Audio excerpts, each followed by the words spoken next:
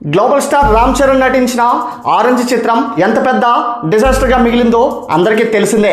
మగధీర చిత్రంతో టాలీవుడ్లో ఉన్నటువంటి రికార్డ్స్ అన్నింటినీ బద్దలు కొట్టి ఆల్ టైమ్ ఇండస్ట్రీ హిట్ని అందుకున్న రామ్ చరణ్ నుండి రాబోతున్న సినిమా కావడంతో ఈ సినిమాపై అప్పట్లో అంచనాలు భారీగా ఉండేవి. ఆ అంచనాలకు తగ్గట్టుగా సాంగ్స్ సినిమా విడుదలకు ముందే సెన్సేషన్ అవడంతో రామ్ చరణ్ ఖాతాలో మరో ఇండస్ట్రీ హిట్ పక్కా అని అభిమానులు ఫిక్స్ అయిపోయారు.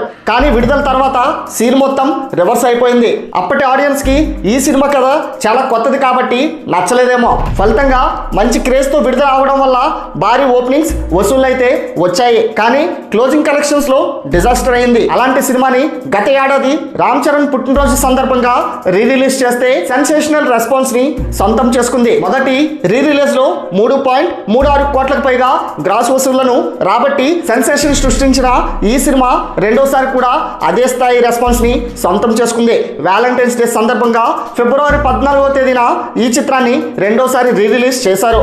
ముఖ్యంగా ఈ జనరేషన్ యూత్ అయితే థియేటర్స్ లో రచ్చ చేస్తున్నారు. మొదటి రోజు ఏకంగా 1,20,00,000 లక్షలకు పైగా గ్రాస్ వసూళ్లను రాబట్టిన ఈ సినిమా రెండో రోజు 50 లక్షలు, మూడవ రోజు 45 లక్షల రూపాయల గ్రాస్ వసూళ్లను రాబట్టింది.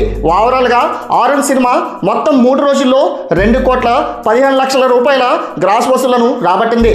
బుక్ మై షో యాప్ లో దాదాపు 1,00,000 టికెట్లు అమ్ముడైపోయాయి. ఈ సినిమాతో పాటు విడుదలైన కొత్త చిత్రం లైలాకి ఓవరాల్ గా 4 రోజులు కలిపి ఇప్పటి వరకు 2,72,00,000 రూపాయలు వచ్చాయి.